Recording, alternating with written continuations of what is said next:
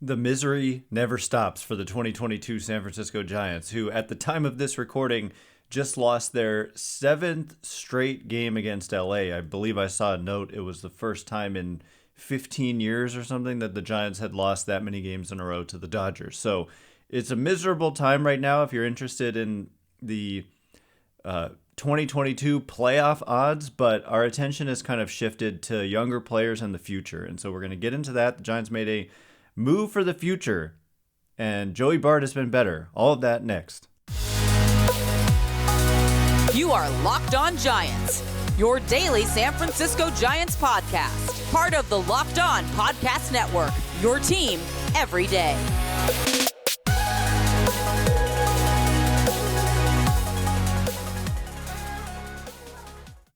Hello and welcome to Locked On Giants, part of the Locked On Podcast Network, where it's your team every day. My name is Ben Kaspick, and on this show we provide daily episodes Monday through Friday talking about the San Francisco Giants in a way that's data-driven and rational, but also simple, passionate, and accessible to all. I'm a former contributor for the baseball statistics and analysis websites Beyond the Box Score and Rotographs. I've been podcasting about the Giants since 2015, and I'm a lifelong fan. Thanks for making Locked On Giants your first listen every day. We're free and available wherever you get podcasts. And coming up on today's show, man, it's like our attention is slipping from the 2022 season and the Giants' playoff odds. Their schedule does soften up a little bit. They obviously are continuing this nightmarish stretch against the Dodgers, and then they play Oakland for 2, and then they go to San Diego and have to see that whole scene with Juan Soto. But with the A's and then all these teams after the Padres, the schedule is actually soft. Not that the Giants have been able to take advantage of that all season long, but it's kind of their last good chance to really make up some ground. So we'll see if they can do it. So one more game against LA, just try to salvage a game. My goodness, the Giants have just been embarrassed by their rivals, and it's been hard to watch as fans. And so yesterday was kind of the first time we started to look at what is worth watching on the 2022 Giants, and it's kind of changed. I think that we're not quite there yet. The Giants aren't like eliminated from playoff contention. They did lose another game in the standings. They're 5.5 games out now out of the third wildcard spot, and there's 2 teams ahead of them for that spot vying for position there, so they'll have to pass 2 teams in order to make it. So it's unlikely, and Fangraphs has their odds below 10%, but we switched our perspective to kind of looking towards the future. And you've got players like Joey Bart, who we're going to talk about later, who's been much better since being called back up. And we're going to get into some of those numbers. But the Giants also made a very significant move yesterday, putting Bryce Johnson on this roster. Now, I have been receiving Bryce Johnson questions in, mailbag episodes. And the reason I don't get to them is because the question is often asked, like, when are they going to call him up? And the answer is, I have no idea, but they finally did it.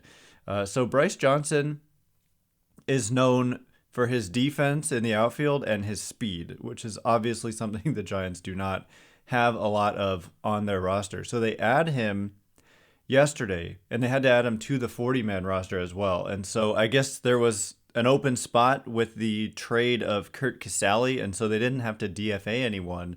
But he's on the 40-man now, and it's just a very different type of player. And what, like I said, the kind of report on Bryce Johnson is that it's mostly a speed and defense profile. Like, part of the reason I never even got to the question was because when I look at the AAA numbers, he's never really put up outstanding offensive numbers, although he does represent a different kind of player on the Giants, not just from the speed and defense perspective, but from the standpoint that he's a guy who consistently runs above average batting average on balls in play, meaning he's not. The Giants just have a lot of these players who actually run below average on balls in play, and the way that they kind of get to their offense is by hitting the ball out of the ballpark and drawing walks. So there's a lot of walks and power is the way that the Giants have tried to construct their roster, and not so much kind of guys who just slap the ball all over the field, use their legs to beat out some balls that other guys don't, which obviously the Giants, I would say, more than most teams, do not beat out balls that maybe even average runners could. So for Johnson, you're going to get contact not that he's a super contact-oriented player. He does strike out a fair amount, but he's going to be a guy who kind of sprays the ball and gets hits at a higher rate than we're used to seeing when he puts the ball in play. And so I don't know exactly how much offense you're going to get out of him, but hopefully he can be a guy who makes a difference with the glove in center field and with his speed. And so what's very interesting about this is to see if he sticks around, because the Giants have this very significant roster crunch coming up with all these players who are on the injured list. There are a lot of guys currently on the active roster who you could see like not being on the active roster. Like, for example, Dixon Machado, who has come up in numerous important situations offensively and not been able to do anything. And I don't think that's much of a surprise. And also with Bryce Johnson, I'm not sure that we should expect great offensive numbers. Although I must just point out, while we're talking about Bryce Johnson, this year in AAA, 24 stolen bases in 28 attempts. Last year in AAA, 30 steals in 34 attempts. So he's been a very good base stealer. And the report, I haven't seen him play almost at all. I don't watch a lot of minor league games, but the reports that I've heard and seen are that he's a difference-making runner. Like, he's a problem on the bases. So he didn't get on base in his Giants debut last night, but hopefully we do get to see some of that and see the defense make a difference. But the question is about, like, what does the roster look like when all these guys start coming back? Because do they keep Bryce Johnson on the roster? This was like a question from earlier in the year with with Luis González. It was like, well, they've got these veterans coming back. Do they add a struggling Tommy La Stella at the expense of Luis González? And the answer was yes. And the question now that they've fallen mostly out of contention, they're still alive, but they're kind of on the cusp of not even having a shot. And the question is, what are they going to do? Are they going to let the young guys play, or are they going to continue to give playing time to these older veterans who maybe aren't so much a part of the future, although some of them are under contract, like Brandon Crawford and Tommy La Stella next year? I'm not sure that this Tommy La Stella contract is going to be able to be played out. It's just been a disaster. I wanted them to sign La Stella. I defended him forever, including this year before he came back, and it's just been more of the same of what we saw last year. He has just not been the player the Giants expected. This was obviously not what they were expecting when they signed Tommy La Stella, so it's no doubt been a disappointment. He is currently on the roster, but when they add all these guys back, I've got Brandon Crawford, Joc Pederson, Thairo Estrada, and Evan Longoria all set to come back, according to Gabe Kapler, within the next few days. And so what are they going to do when they add those guys back? Because that's 4 additions. You've got to take 4 guys currently on the roster off the roster. So who will they be? I'm going to speculate about that momentarily. But first, whether you're ready to pop the question or you're celebrating a milestone moment, find jewelry as unique as her with the modern convenience of online shopping at BlueNile.com. Blue Nile has simple online tools to let you choose the diamond shape, size, and clarity, as well as setting style. Blue Nile's bench jewelers will then handcraft her perfect engagement ring. Each ring is one of a kind. And I love the convenience of being able to do this online. Who wants to go to a jewelry store anymore when you can get that same personalized expertise from home? Big game changer for me. So make your moment sparkle with jewelry from BlueNile.com. And going on now is the Blue Nile anniversary sale. Save up to 40% on classic fine jewelry pieces and 25% on engagement ring settings.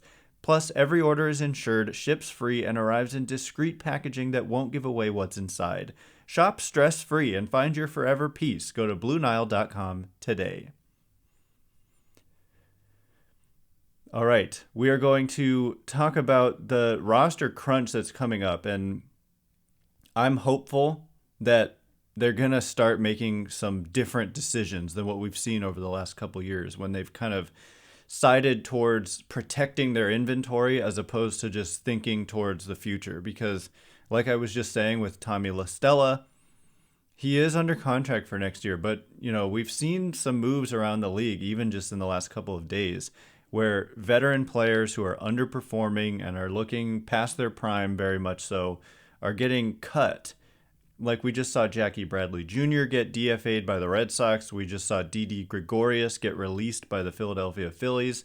And so I'm not so sure that the Giants aren't going to do something similar when it comes to this roster crunch, because there's somebody else who's on the injured list currently. There must be, because I counted that they need to make 5 decisions here in terms of getting guys off of the roster. So as I look through, I'm not actually seeing who the 5th is while trying to do this on the fly. But we do know the 4. You've got Pederson and Crawford set to return on Saturday. That's the Giants' next game after this finale against the Dodgers. They have an off day on Friday. So Pederson and Crawford on Saturday, Thairo Estrada on Sunday, and then good chance, quote by Gabe Kapler, good chance that Evan Longoria returns during the Padres series that starts on Monday. So not necessarily in game 1 or even game 2, but at some point in that series, we'll likely see Evan Longoria. So that's at least 4 guys there. And how do they fit on the roster? Well, when I look at the guys who could possibly be taken off this roster who make some sense, I think David Villar is in some trouble, because Evan Longoria coming back and J.D. Davis I don't think is going anywhere. He had a pretty nice debut. He blasted a ball into right center field off Craig Kimbrell in the 9th, and it looked like he thought he got it. He thought it was a homer, and it wasn't even close, into right center, triples alley. So that's just, you hate to see that for a new Giants player to immediately get treated to the rude reality that this ballpark is just impossible to hit in at certain times. And this year it's kind of gone back to that, whereas in the last couple years it wasn't. And I always made the case, it's not those, whatever you call them, things that they put in the arcade in right field that made the whole difference for the ballpark playing more offensively. That doesn't make any sense. If you're talking about center and left, it just doesn't make any sense. And I think it had more to do with the baseball, which has clearly changed this year. Offense is down across the league. Home run to fly ball ratios are down. Like last year, 15% of the fly balls the Giants hit were homers. This year, it's like 11%. And league-wide, we've seen that same type of trend of a decrease. So anyway, J.D. Davis isn't going anywhere. He's going to be on this roster for the rest of the season. But so what do? Well, I think Dixon Machado is like the most obvious guy on this roster. He cannot be optioned, but I don't think that they care. He's probably a DFA candidate. As soon as Crawford comes back, arguably they might want to wait until Thairo Estrada is also back. So Saturday or Sunday, we'll probably see a move made with Dixon Machado. I mentioned David Villar. So you've got David Villar, who's playing first base today against Clayton Kershaw. And so I think Kapler mentioned that J.D. Davis is going to be an option at first base and third base and possibly outfield and DH, but mostly first and third. So I think when Longoria comes back, they'll probably put Longoria at third and J.D. Davis platooning at first base if there's a lefty, and maybe DHing when there's a righty, because he doesn't have those strong platoon splits. So David Villar, this is where it starts to get a little tough, because you could make a case that you shouldn't be playing a guy like Longoria over a David Villar when let's just say the Giants had been eliminated from postseason contention. In that case, if you don't view Longoria as a guy who's even going to be here next year, do you give him that playing time over a young player? And I would say no, except I'm just not that optimistic about David Villar. I haven't exactly been all season, even though he was just crushing it in the minor leagues. And the performance simply just hasn't been that good since he's been in the majors. But if you're out of contention completely, I say play the youth and just see what you have for the rest of the season. But the thing is, they're not completely out of it. So maybe they wait another few weeks and just see if they can get hot. Just try to get hot. And Villar, of course, can be optioned. So I would expect that he will be the next most obvious guy to go. You've also got Yermín Mercedes, who has an option. This is his last option year. And so next year, they'll have to make a decision on Yermín Mercedes. And then, of course, Bryce Johnson has options, but he was just added. And are you really going to take a guy like this that you just added to your 40-man off of your roster just because, like, Joc Pederson is coming back? And then Luis González also remains a guy with minor league option ability this season.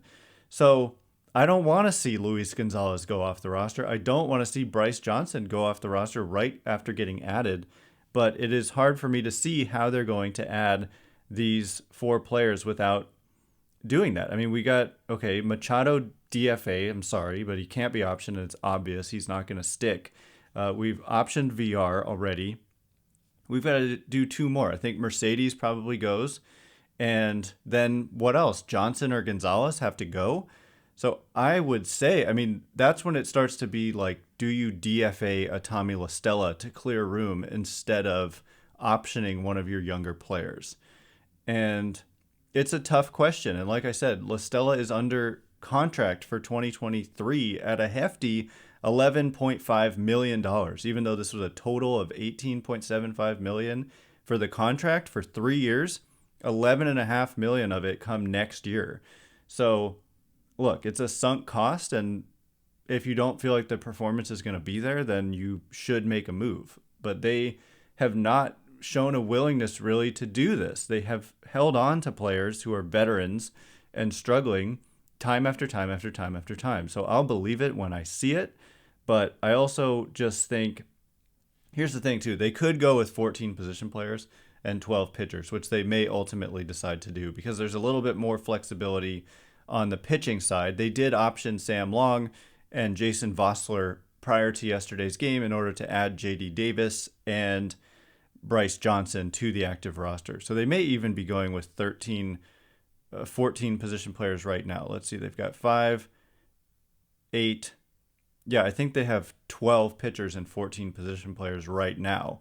So actually that wouldn't solve anything. They're still going to have to make these difficult moves. And then also you've got a guy like Lamont Wade Jr. I think he was the other guy for me. He's currently on the roster, but he's just not performing, and he doesn't have minor league options. I just don't know. I would assume he's not going anywhere, but Brandon Belt also hasn't been very good. It's just tough. Their roster is kind of a mess, and they've got some decisions to make, and it'll be very interesting, and we're going to find out soon to see, do they go in a different direction besides this approach that they've continuously had where they send guys out who have options, even if they're the younger, more future-oriented piece, or do they finally start cutting ties with some veterans who are just simply not performing and or might not be a part of their future? So that's something to look out for, and we'll have some answers next week. But for now, we're focused on some of these young players, and these are the most important players to the current Giants, including Joey Bart. So we're going to get into how much better Bart has looked since getting called back up momentarily. But first, if you haven't tried Built Bar Puffs yet, you're depriving yourself of one of life's greatest joys. And guess what? There's a new flavor, ready, delicious, indulgent cookie dough. Covered in chocolate, that's right, Built has done it again. Cookie dough is my personal favorite, and so this is speaking directly to my heart. These are absolutely delicious. Let me introduce you to your new favorite, cookie dough chunk puffs. Have a light and chewy texture, real cookie dough chunks, and of course they're covered in 100% real chocolate. All the joys of eating cookie dough without the hassle of making it. Plus, it's healthy for you. Cookie dough chunk puffs are only 160 calories, and they have a whopping 15 grams of protein. You're going to love the new cookie dough chunk puff, I promise you. Whether you need a snack for a workout, a late night treat, or just to grab a quick bite, Built is the perfect protein bar, and they taste better than a candy bar. Ditch the calories, fat, and sugar. Grab yourself a Built bar. Go to Built.com, use promo code LOCKED15, and get 15% off your order. Use promo code LOCKED15. All right, as promised, Joey Bart. We talked about him yesterday, but he had another good game yesterday. And so I want to take a little bit of a deeper look at some of the numbers and make the case, as I just did, I think, that players like Bart are becoming the most important part of the rest of the season. And I want to see the Bryce Johnsons of the world. And there's even more guys. Like, I was talking with a friend last night. It's interesting that they shipped off Trevor Rosenthal for a team that needs bullpen help, right? And Kurt Casale on a team that has Austin Wynns not performing well. So it is like, what are they going to do? I think that you can make the case we're going to see some new bullpen arms down the stretch here, like RJ Dabovich potentially. Just guys you want to see who you think could be future pieces, and you want to kind of have them audition over the last couple months of the season. So I think we'll see possibly Dabovich, possibly others out of the minor leagues come up to the major league roster. And at the catcher position, we talked about, I think Ford Proctor may get added at some point over an Austin Wynns. Wynns just simply hasn't really done anything for the Giants at all. I mean, defensively he's been okay, I guess, but he went like a month without an extra base hit. It just hasn't really worked out. And they probably want to, it's not like, oh, we must have Austin Wynns on our roster in 2023. So if he's not part of the future, then maybe you get a look at somebody who could be. And I think Proctor makes more sense, and he's already on the 40-man after this trade with the Rays. So Joey Bart, though, at the time that he was sent down, he was hitting 156 with a 296 on base, 300 slugging. It was an 80 weighted runs created plus, and most importantly, perhaps, he had a 45.4% strikeout rate. So let's just stick with those numbers for now. Since getting called back up, Joey Bart has hit 273 with a 304 on base percentage and 485 slugging, a 122 weighted runs created plus, and a 33.3% strikeout rate. And so the strikeout rate alone, going from 45% to 33%, is a big deal, because 45% is just too high. But if you can, 33% is still high. The league average this year is 22%. And I get it. Catchers are worse. So comparing him to the league average, I'm trying to tell you what's normal for an offensive player this year. 22%, but catchers are worse offensively than the normal player. Just, they are. And we're acknowledging that. But anyway, from an 80 weighted runs created plus to 122, from a 45% strikeout rate to 33. Now, there's some weird kind of underlying stuff going on here. The chase rate before getting sent down was 33%, which was actually close to league average. The league average chase rate this year is 32%, so he was roughly average. Since coming back, he's actually chasing even less, which shouldn't surprise you given the overall numbers are improved at 28%. His zone contact went from 71% prior to getting sent down to 76% after getting called up. However, the league average zone contact rate is 85%. So this was like, if league average is 85% and before getting sent down, he was at 71%. This means when he swings at a pitch in the zone, at what rate does he make contact with that pitch? And he was only at 71%. I would venture to say at the time that was probably, if not the worst, one of the very worst rates in baseball. So he's improved that from 71% to 76%, but it's still significantly below the 85% major league average. But what's weird is that his out of the zone contact rate prior to the getting sent down was 50%. And since getting called back up, it's only 35%. So he's lost 15 points on contact on pitches out of the strike zone. So overall, if you look at the contact rate, it's actually worse or about the same. But when it's on pitches in the zone, he's making more contact, and on pitches out of the zone, he's making less contact. And I would say it doesn't really matter all that much, especially if you're not chasing. You're chasing less than the league average player. And so a lot of this is probably just small sample size noise, and that it'll kind of get more normal and less odd. It is odd, but just to give you a reference point, the league average rate of contact on swings on pitches out of the zone is 64%. And again, Bart, since coming back, is only at 35%. but he doesn't chase very often. So again, I think it's a small sample thing. And before getting sent down, his contact on pitches out of the zone was 50%, as I said.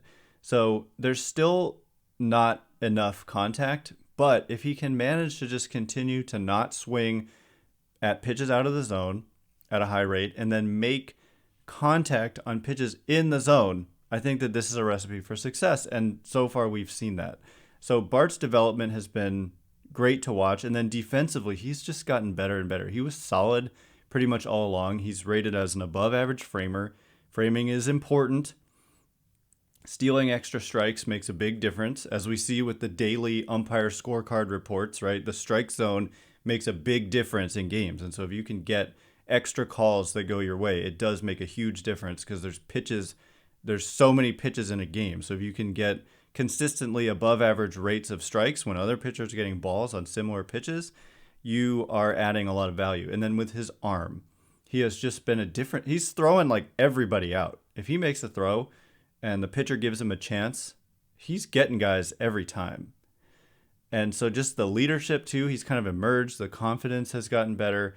So this has been a great kind of last month for Joey Bart in a month that really has gone poorly overall for the team.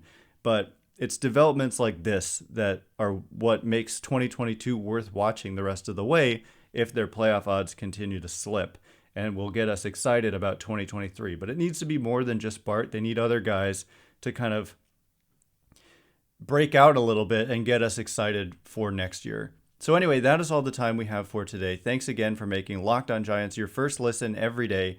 Now make your second listen the Locked On MLB podcast. MLB expert Paul Francis Sullivan brings humor, passion, and unique perspective on every team and the biggest stories around the league. Follow the #1 daily league-wide podcast Locked On MLB on the Odyssey app, YouTube, and wherever you get podcasts. Once again, my name is Ben Kaspick. Check me out on Twitter at Ben Kaspick, Kaspick. If you like this show, please consider rating it or leaving a review. It helps me out a lot, so thanks in advance, and thank you to everyone who's done so already.